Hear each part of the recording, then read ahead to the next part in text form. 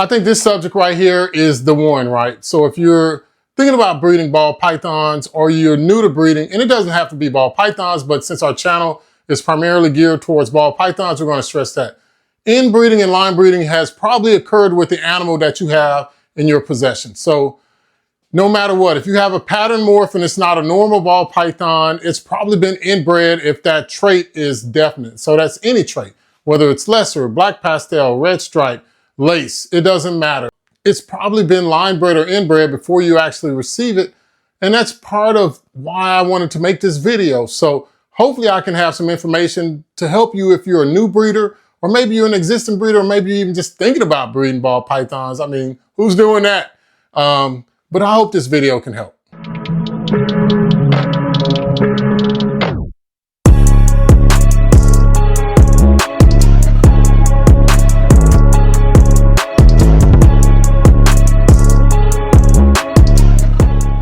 Hey, how's it going, guys? It's Paul with Spheric Reptiles, and man, I'm amped up to bring you this topic today. Of course, I always want to bring that staticky good stuff instead of that crystal clear garbage.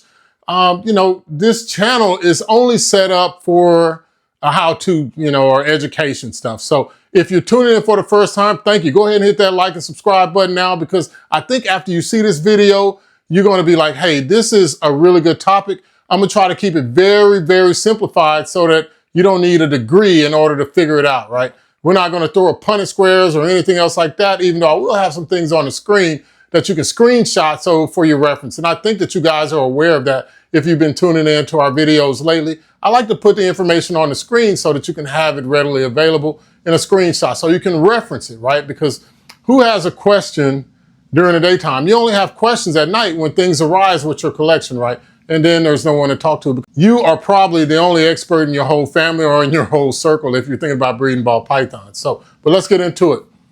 Inbreeding and line breeding, they're the same thing, right? So it's just a degree at which you do it. So a lot of animals in captivity have been inbred or line bred, or I'm just going to use the phrase inbred from now on because I think that's the thing. Now, if you're inbred and you don't want to end up like one of the Goonies characters, and you don't want to end up with a minion, right? You want to end up with beautiful snakes that have great patterns, that are healthy, strong, vibrant eyes, eat good, grow big and all this stuff and produce big clutches, right? So that's what happens when you outcross. So that's the good example. When you have two unrelated animals, you put them together and you get animals. So you get animals that are really diverse in their genes. And that's the thing that makes strength, right? So whenever you have inbreeding, you tend to hyper-focus those genes a little bit more than the others. So any of those negative things that you look for, that you don't want, they show up. They show their ugly head. And then all of a sudden you end up with an animal that is either small or has some major defect, whether it's feeding size or just the deformity in the snake in itself. Let me tell you about the video, because what we'll talk about today is 4 things. So why do breeders do it? Now, you probably already heard a lot about don't do it, right? Because I think it's just like a loaded gun in the hands of someone that's not experienced at using firearms. If you choose to go that route, then you're more likely to get hurt or have a negative consequence, right? Let's use the same example for the animal. So the first thing I'll talk about is why breeders do it. The second thing I'll talk about is how you can safely do it. The third thing will be where line breeding goes too far. Too far. When I get there, you're going to know what I'm talking about. And the very last thing, and the fourth thing will be how you as a new breeder, or maybe even an existing breeder, can do it and do it safely without costing you a lot of time and money. You know what I'm saying? Like Mattress Mac, he always does that Super Bowl gamble thing, he bets like a couple of million or whatever. That's crazy. But hey, we don't want you gambling like that. We don't want you getting to the point where it's 50-50. Going right into why breeders do it? Well, we know why they do it. They do it so that they can refine what they got. So the best example that I have is Orange Dream. If we look at how Ozzy developed the Orange Dream, he actually took his time to do it, because if not, we'd see a lot of negative effects from Orange Dream pattern snakes, right? That's an incomplete dominant trait, but we would see that. So what he did is he had, once he got that strain of Orange Dream, he was able to pair up that male, probably a male, because I haven't talked to him, to a lot of different females to make a lot of different hets. And as he started producing visuals, he noticed that there was something unique about these animals. And then when he rebred those back to some half-siblings, we're going to call them half-siblings, he ended up with a super form. And then in refining that super form, when you get it spread out amongst a lot of different animals, now all of a sudden you have a super orange dream. I think that's the best example because all the other super forms, like ivory produces a white snake, any of the blue-eyed leucistic animals produce a white snake. You can get a super form of albino and not even know it. I guess it's a recessive trait, so you get 2 copies and then you get it. But a lot of the times, with the exception of some of the 8-ball complex animals, you might end up with some duck-billing or something. And so that's what we're talking about here, is how can breeders get that good without getting that bad? You know what I'm saying? Like, we want that static and good music and that crystal clear garbage. We can kick rocks, you know what I'm saying? So I think that this is key. So, all right, so how can you safely do it? The safest way to do it, and I'm going to use our own example. So we had Morpheus, you know, our legendary TSK hypo male, and we bred him to an acid orange dream, as well as we bred him to a bamboo inchi calico. Now, I know you're seeing all this stuff on the screen, and you've already seen the videos, but now we have held back 6 holdbacks, right? So we got 2 males and 4 females, and it's all lovely, lovely, lovely, right? We got these animals. Now, the way you choose to move forward with your projects with the animals you have, including Morpheus, because the moms are out of play because they were just incomplete dominant. They didn't have any recessive traits. I used them, and luckily they provided us with some great animals so that we could have holdbacks because we didn't do anything. Like I said before, we don't make anything. It's if they decide to do it or not, and they decide to go or not. But anyway, long story short, you can see them on the screen. So in the first example, we have a bamboo inchi that's double head for TSK and hypo. The second animal that you're seeing on the screen is a pastel calico that's double head for TSK and hypo. Man, these animals look really good. And the last animal that you're seeing is a bamboo inchi calico that's double head for TSK and hypo. Now, I wanted these animals, so when I bred them, these are the healthiest animals, right? So it's a Morpheus, which is a TSK hypo. It's Morpheus with an unrelated female, right? So that is healthy. So you're gonna get healthy clutches. These snakes have not been around each other. They are not related. I got the animals from the East Coast and the West Coast. And they may have came from some of the similar breeders, but probably not. But either way, we ended up with these offsprings as holdbacks. Now, the second pairing we did was Morpheus, the TSK hypo, with an acid orange dream yellow belly female. Now, they're both unrelated, so we ended up with the first animal that you see is an acid orange dream yellow belly that's double head for TSK hypo. Now, this is the interesting thing. So now we have males. So the first male is Freddy, and Freddy is an acid that's double head for TSK and hypo. It's very dark. You can see how dark he is. Now, this other animal is Mike Myers. Mike Myers is a yellow belly that's double head for TSK and hypo. It's worked out great because I want to see how each one of these incomplete dominant traits work, but you're tuning into the video to find about inbreeding, right? So let me tell you, so if you, the safest way to do it is to actually breed the half-siblings to the half-siblings. So what I'll do is I'll show you one real quick. So if I were going to breed these animals, what I would more than likely do is take Freddy, and then I would take Fila. So I think these make great examples for this video. And you see that they're both really small still. Freddy is a little bit better on the eating, but see, this is the half-sibling to this one. They share the same father, but they have a different mother. So inevitably, what you want to think about is it'll be, because you gotta, let's face it guys, when these animals get traits from the male, they're only getting half of their traits from the male and half from the female. You put that together and it's 1/4, right? So because it's a big collage of traits, they're not getting every trait. It's whichever ones that's happened to show up on the allele that's been expressed. Inevitably, when I breed these two animals together, because this will definitely be a pairing, this pastel calico that's double head for TSK hypo and it's acid that's double head for TSK hypo. So what I'll do is I'll end up putting these together and it will be 12.5% of chance for me to get an inbred baby, right, per egg. So, and that's the way we got to look at it. It's the same way as if you were breeding recessive traits, right? So you got a quarter and a quarter and you add them together, it's a 1/8. And then what you end up with is, you know, basically 12.5%. So that is the safest way to do it. Now, I'm telling you that for a reason. As I put these back up, because they're not going to stay still. I don't know what it is about our animals that they do not stay still. They're not head shy. They're just, I don't know. They're just crazy. You know what I'm saying? Like so. But anyway, I'll show you guys her real quick. See just how pretty she is. And I think in calico, the pastel really brings it out. So in a way, I'm cheating. But if I'm trying to make a TSK in hypo, then pastel is a gene that you actually want. All right, let me put you back in there.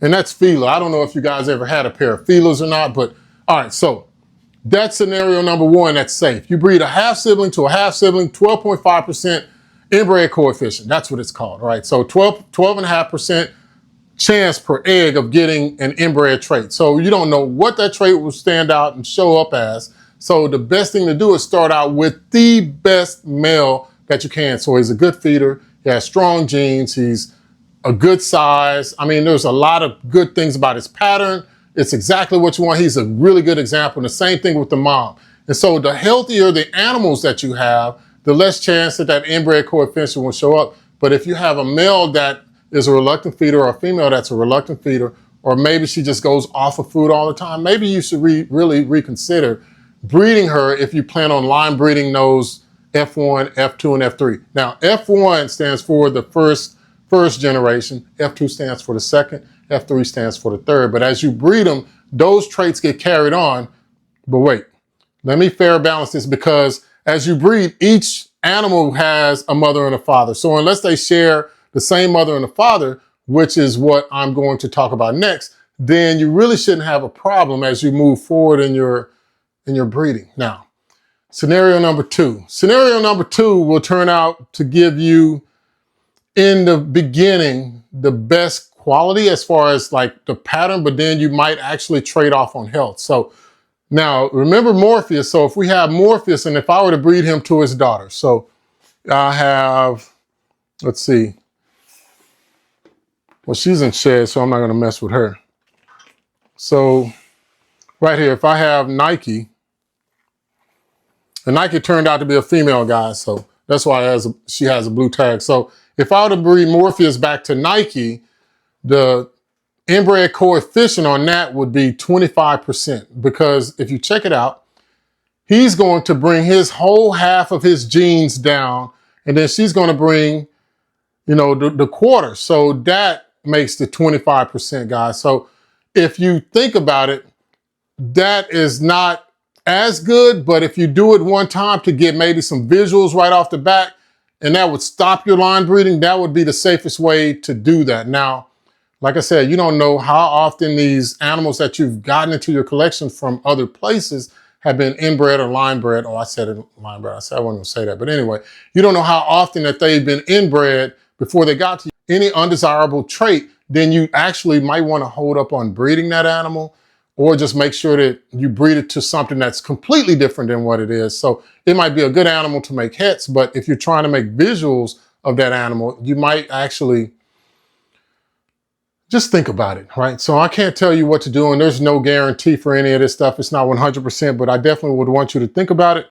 If you breed that male to this F1 female, then those offspring, because we're always thinking about the offspring, would end up being 25% chance of having an inbred trait.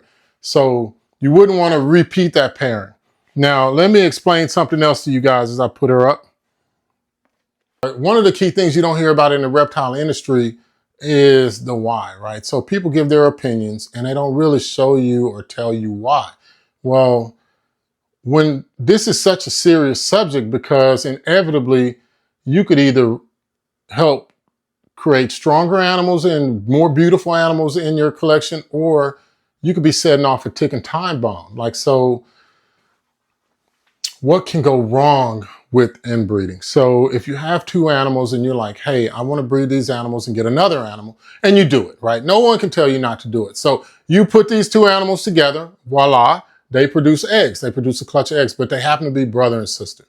So now this brother and sister pairing is 25%. It's the same ratio and percentage as if you were to breed the mother to the son or the father to the daughter of a snake. So either way, that's too close for comfort, right? For you to continually do it. But if you do it once, it's understandable because this happens. This happens in the wild, right? And the animals don't have negative effects. But if you do it, say you get the F1 babies and they turn out amazing, pow, beautiful pattern, strong eaters, exactly what you want, big, and then they grow up and the female's over 1,500 grams in less than 2 years. The male is over 1,000 grams in less than a year and a half. And now you're thinking about pairing up those F2 brothers and sisters, right? Now you pair those up. So now what you'd end up with is a 37.5% chance of having that inbred coefficient. This is where you might start to see in this next generation, these F3 babies, some negative effects on feeding. Some of them might have like malformed or structural deformities or something like that, but they look beautiful. So they look beautiful, but they're not healthy. And I think that's the major reason why you wouldn't want to do it past that original F1 generation safely. And that's what could go wrong. But then say you don't remember and you put them together again. Now you're at 50%. And say you forget and you put them together again. Now you're at 57%. That's per egg, guys. So that's odds I would hope that you wouldn't want to risk and take, especially if you're just now starting out. Imagine that if you gave that animal or someone acquired that animal from you to breed, and now it has an eating condition. It has a structural deformity. It has something that makes it not desirable. Maybe it was a low birth weight, and now that person wants to breed this animal, but it never really gets to breeding size because there's something wrong with it.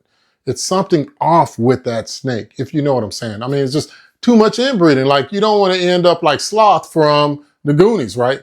I mean, great character. He had me. I mean, now that was a monster to me. But anyway, you don't want to end up with monsters. The major thing that you want to do, and I'll get into the last point, is you want to always think about the healthy animals first.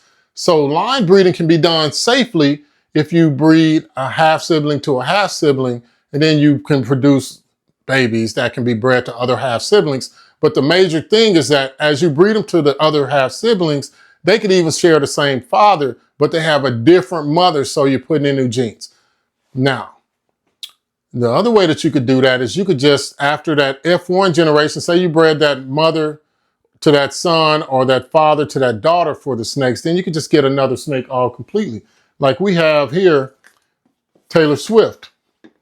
So Taylor Swift is a spot nose axanthic that's head for clown. So remember, we're working TSKs, but this would be a good animal because it's totally unrelated. I could breed Morpheus to her or one of Morpheus' sons to her to try to make some TSK axanthics that are head for clown and head for hypo. Now, they would not come out, you know, TSK axanthic clown hypos because she's the only one that's head for clown. The rest of them are head for hypo. So that would be a genetic test that you can move forward with, but that is another way by introducing new blood. And I think that's what you wouldn't be doing if you bred two siblings together or you repeatedly bred the father to the daughter or the mother to the son. It's just crazy to even think about that, right? I mean, you always want to reintroduce new bloodlines because inevitably we only have such a pool of animals to choose from for our breeding. So if you can get animals that are unrelated, it'll definitely be better for like herpers in general. Like it'll be better for hobbyists or collectors in general. But how can you do this without costing yourself a lot of money? So as I showed you before, introduce new blood, keep track of what you're breeding. So if you breed Morpheus to them, then just get another male. And I think that's what Will said on Flawless One vlog, you know, and I talked to him today, but it just recalls that he did talk about how he always raises his females and then he just acquires a new male. That's one way that you can ensure that you get new blood into your gene pool so that you end up with always healthier animals.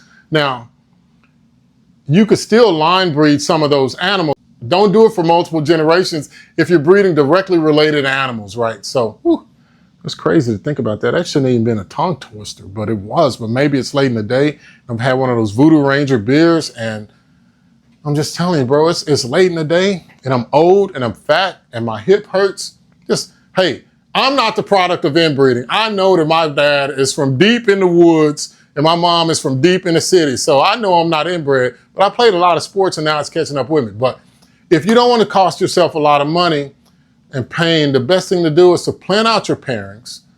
When you produce hits, already know the end goal so that you can start looking for that male or that female that you might have to acquire. The male will be a lot less expensive and they reach sexual maturity quicker, but it's up to you. Do that because you don't want to hit that 50% or that 37.5% inbred coefficient. And I think that's the simplest way for me to explain it, guys, because this is all for you. I want you to have success. And the best way to have success is to do it right the first time, right? And that's why we put these videos out so that you don't make those mistakes. We haven't made those mistakes, but it's something that's coming up and it's something that we're already planning and we're thinking about. So I wanted to pass that information on to you. And that's it, guys. I mean, I wish I had more. Enjoy that time you spend with your reptiles. I think I always say that. But the biggest thing, guys, is cherish and love that family while you have them. Coming upon the holiday season here with the 4th coming up. And, you know, just everybody be safe out there and definitely have fun and enjoy life.